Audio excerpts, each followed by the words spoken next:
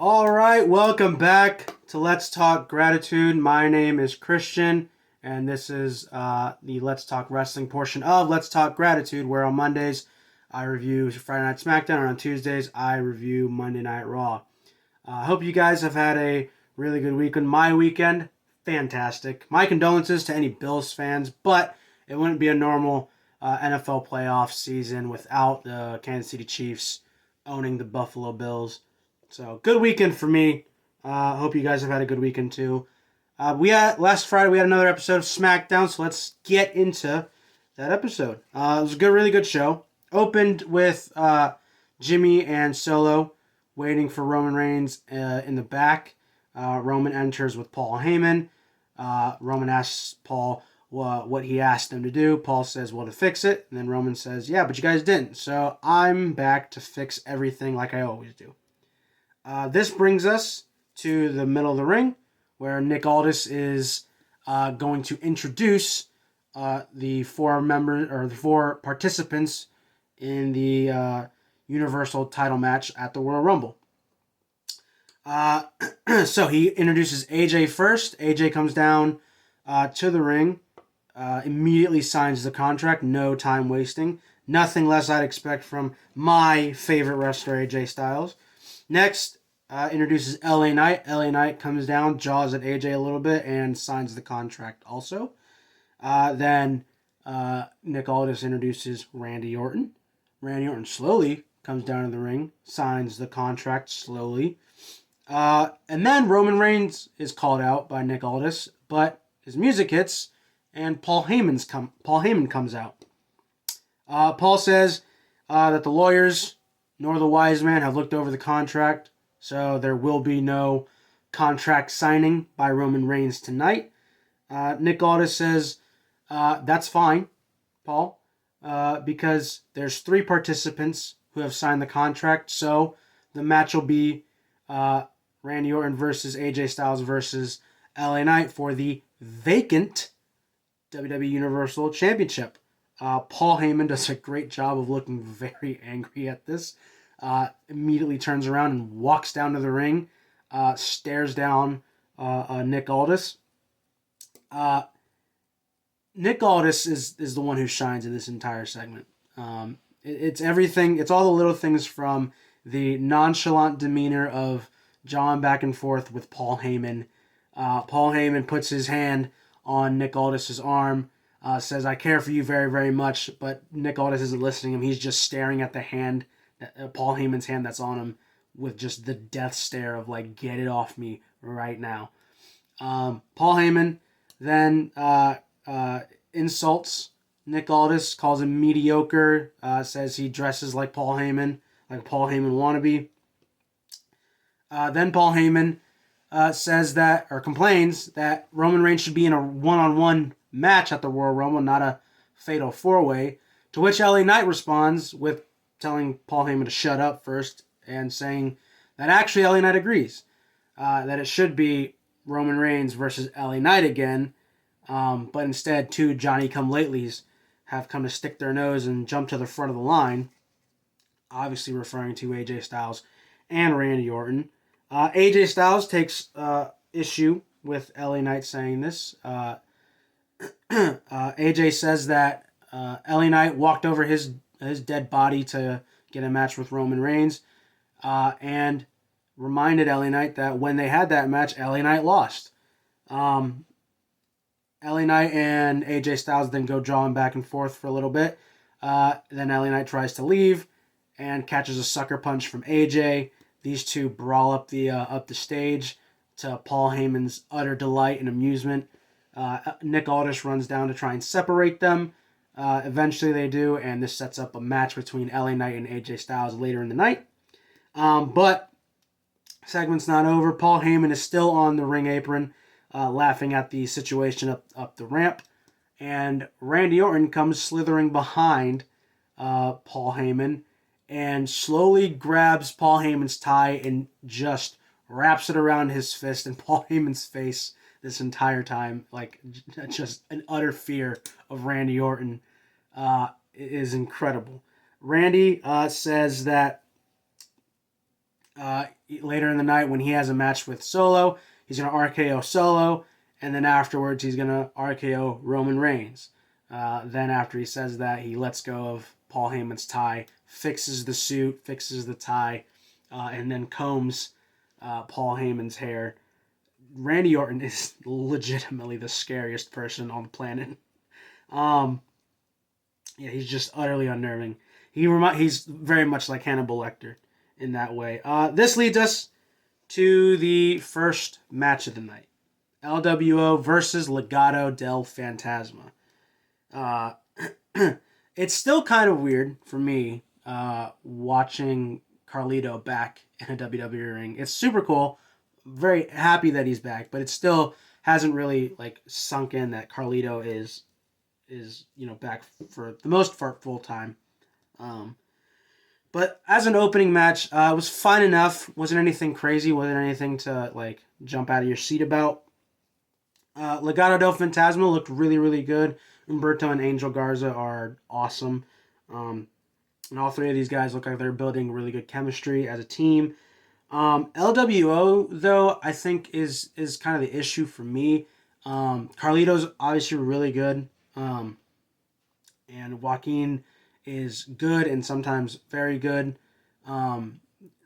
Cruz del Toro, though, for me is just kind of meh. Except when he does when he gets whipped into the corner and just jumps through the middle ropes to evade whatever attack is coming. That's really cool from Cruz del Toro. It's a really neat like lucha style evasion that's unique to him in particular. So, but otherwise, Cruz del Toro just really doesn't do anything for me, and LWO as a faction hasn't really done anything for me. It seems more of like a group built around a brand rather than a brand built around a group. But hopefully they can rectify this down the line. Finish of the match looked like Carlito hitting Humberto Carrillo with a backstabber in the corner. Santos gets a sneaky tag. Humberto kind of rolls to the other side of the ring. Carlito chases him. And Santos runs in for a sneaky fruit roll-up for 1, 2, 3. And that's the match. Again, fine enough. I personally am ready for whenever Andrade returns to the WWE and gets involved with this entire group. Same for Rey Mysterio. When Rey Mysterio comes back, I think things will pick up between these two factions if they're going to continue feuding with one another. Otherwise, it's, not doing a ton for me, but good enough opening match. Next, we had Pretty Deadly versus Tyler Bate and who we assume will be Butch. Pretty Deadly start off with a interview. Caleb Braxton asks them what happened last week, and Pretty Deadly says, "Well, we didn't prep for Tyler Bate to come up, so now we know who we're facing. We've done the film work, and we're ready." And again, I just want to give mad props. I want everybody to understand how much I enjoy Pretty Deadly so much. Everything they do, everything they've done so far has just amused me or made me laugh. And I love Pretty Deadly. I hope they continue to just rise. But unfortunately, their film work was, I guess, proved null and void. Tyler Bate comes out first, and when he waits for his partner, it's not Butch. It's, in fact, a returning superstar, Pete Dunne. So happy we don't have to wait super long to get this change back to Pete Dunne. Which I guess means, obviously bye-bye Butch forever, but also bye-bye Brawling Brutes. All right, it's going to be real awkward when Sheamus comes back. Butch is nowhere to be found anymore. And now it's Pete Dunne. So I'm actually looking forward to seeing what that interaction will be like between Pete Dunne now and Sheamus. Hopefully those two guys get into a little program, because that would be a real treat. Sheamus versus Pete Dunne. But this match, all four of these guys, I love in their own different ways. Pete Dunne, for the obvious reason I said last week, it's the entire style of Pete Dunne. Punch you in the face, break your fingers, hit you with the bitter end, 1, 2, 3, then shrug my shoulders after. Love that. That's no nonsense. I'm just here to do business and hurt people and enjoy hurting people. Love that about Pete Dunne. Tyler Bate, however, it is something about the way he moves in and out of, like, so for instance, he's in a wrist lock at the beginning of the match, and the way he's rolling out, trying to cartwheel out of it, the way he uses his feet for leverage against the wrist lock, all that little stuff is just magical for me. He's so entertaining when he's doing that kind of unique movement stuff. And then Pretty Deadly again, just everything they're doing makes me laugh. Kit Wilson was if you watch AEW, Roderick Strong has been doing this thing of yelling people's first name really loud, and Kit Wilson did a lot of that in this match, just yelling for Elton Prince's name every time he was in a precarious position. So Kit got put in the airplane spin, and the entire time is just yelling Elton. And then another time he got knocked down by Tyler Bate and again yelled Elton's name. Hilarious. Really funny, these two. But all four of these guys worked for me this match.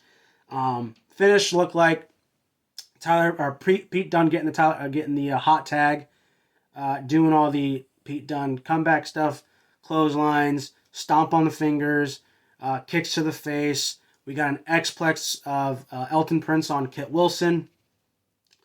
And then Tyler Bate, Pete Dunne, double kick in the corner. Pete Dunne then ends it with a bitter end on, I think it was Kit Wilson, if I remember correctly, for the 1-2-3. Pete Dunne gets the W for sure. Again, really enjoyed this match. Probably my favorite match of the night. Definitely my favorite match of the night. Because all four of these guys just work for me. This brings us to Bobby Lashley and the Street Profits. They had a video package in the back. And they were calling out the Last Testament. Of course, if you remember last week, the Last Testament being Karrion Kross, the Authors of Pain, Scarlett Bordeaux, and Paul Ellering. Bobby Lashley and the Profits say, you guys have been ducking us for a couple weeks now. Next week, we're going to be looking for you in the ring and essentially just challenge the Final Testament. Later in the night, we got a Final Testament response video with Karrion Kross accepting the challenge. So then we're going to get a face-to-face with these two factions next week. I'm not sure how that's going to go. I don't know if I want Bobby, taking an L these days, but Karrion certainly needs a W, and so do the Authors of Pain, who have just returned. So it's going to be interesting. It'll be interesting, to say the least.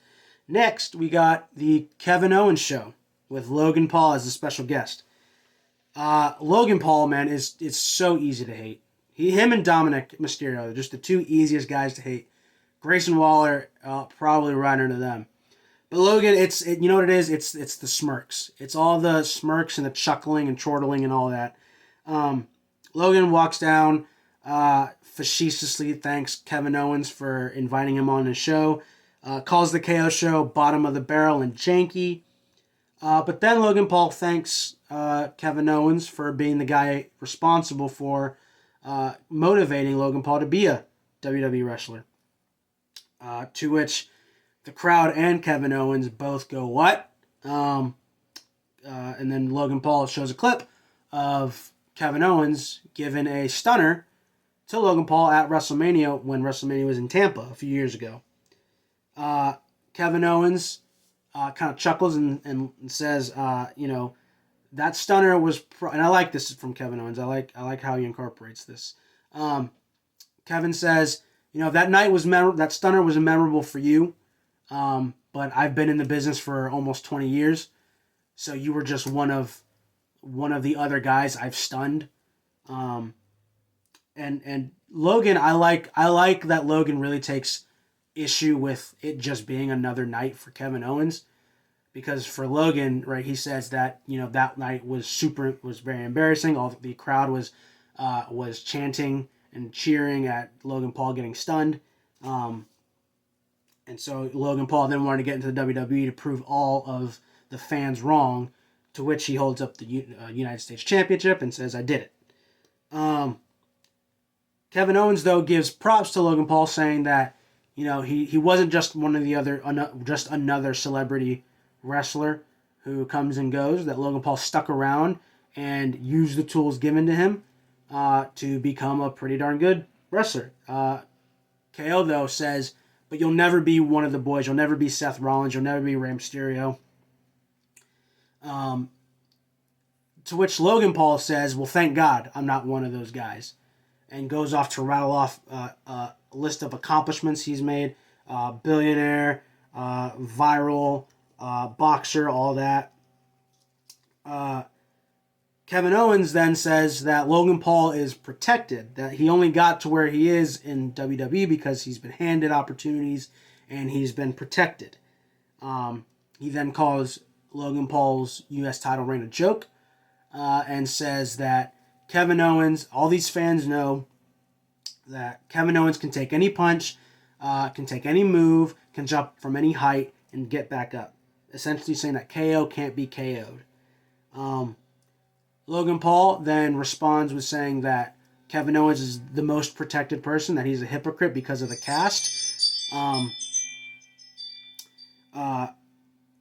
To which KO then responds with saying, "Well, if you're so worried about the cast, I'll just take it off. And in fact, I'll take it off right now." And while he's taking off the cast, Logan Paul sucker punches Kevin Owens with one of those knockout punches that's knocked out Seth Rollins, that knocked out Rey Mysterio.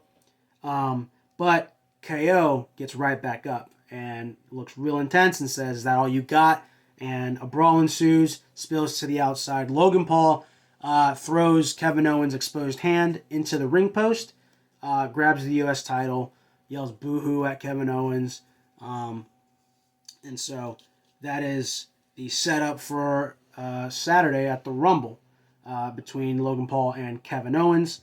Looking forward to that match.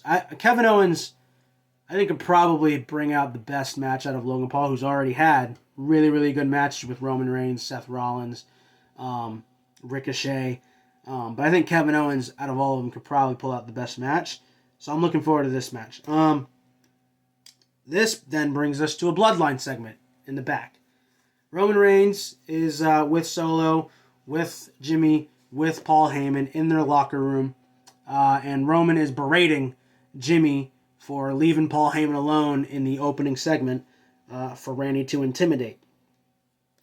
While Roman's berating him, Solo steps in between Roman and Jimmy with kind of this tense moment of foreshadowing, because it seems pretty obvious to me that we're going to eventually down the road at the end of all this Bloodline stuff get Roman Reigns versus Solo Sikoa. Solo says, "You named me the tribal heir for a reason. I'm going to fix all this," and walks off. Jimmy then looks at Roman and then follows Solo. Again, I think foreshadowing the fact that Solo is going to dethrone Roman Reigns probably way down the line, which will mean Jimmy and probably Jay following Solo instead of Roman. So looking forward to good foreshadowing. Also foreshadowing later in the night that Solo is going to probably get involved. All right, this brought us to the women's tag title match. Kayden Carter, Katana Chance versus the unholy union of Alba Fire and Isla Dawn. Glad Alba Fire and Isla are doing something again. I've always enjoyed Alba's work, even when she was Kaylee Ray on NXT UK, being NXT UK Women's Champion, and even when she got changed to Alba Fire and NXT. I've always enjoyed her work, like her character work. I think she's really, really good. Isla, on the other hand, I just haven't seen a ton of, so hopefully these two ladies can get on the show more, and Isla Dawn in particular can get a little more active on the shows, because I think there's definitely promise between these two. Kane and Katana, though, for sure promise. Bright future for these two young ladies. Damage Control was ringside. Bayley was on commentary. So this was a shorter match though. Best part of the match for sure was Caden Carter hitting a Canadian Destroyer onto Alba Fire. Alba kind of bounced Caden off the ropes and straight into a Canadian Destroyer, which led to the keg stand for the 1-2-3. Caden and Katana retained. Quick match, but the most interesting part of all this was after the match. Asuka and Kyrie were holding Caden and Katana's titles, dancing with them on the outside to Caden and Katana's music. Then they get in the ring and dance some more, and the entire time, Caden and Katana were waiting for Asuka and Kyrie to give back their titles. I personally, for me, would have loved to see Caden and Katana get a little more aggressive. I think in this moment, someone probably deserves to get shoved, in a don't touch my titles sort of way. Just to kind of build intensity for a match. I think intensity and aggression out of Caden and Katana is going to go a long way for them. Asuka and Kyrie are fantastic in their roles. So yeah, I looking forward to this. This is setting up a match later down the line between Damage Control and Caden and Katana. And no matter how much I like Caden and Katana, Damage Control is for sure winning that match. I'd be shocked if Asuka and Kyrie don't win those titles whenever they get them. This brings us back to the backstage. Segment heavy show, this show for sure. We got a club segment, the OC, that is. Gallows, Anderson, and Michin are in the back talking to each other. AJ Styles walks up to them, giving kind of a stare down to old Carl Anderson. Gallows, though, says, no matter what's happened, AJ, we've always got your back. AJ then stares down Gallows, Anderson, and Michin and walks off. Of course, very reminiscent of old Lone Wolf AJ Styles back in the TNA days. I'm interested. I'm ready for whatever's going to come next for Anderson and Gallows. I think there's so much potential in these two guys as like major tag teams, and like I think they can really break out. And I'm interested in seeing where AJ is going to go with this, return to the Lone Wolf. If it's just going to be like a redub of the TNA stuff, or what are the twists and turns they're going to take. I can't imagine it's going to be run it back to what we did, 9+ years ago. So I'm looking forward to whatever these guys got cooked up. I just kind of am ready to get there with Gallows and Anderson because they have not done anything really of note since coming back to WWE. So I really don't want these guys just sitting around unless they're injured, and then sit around all you want. This brings us, however, to AJ Styles versus LA Knight. This one was just an ugly brawl, and it worked for me. Obviously, AJ Styles doesn't like LA Knight. LA Knight don't like AJ Styles. And it showed in the way these guys would just punch each other in the face. Hard punches, tossing each other face first into barricades and ring posts and the turnbuckles.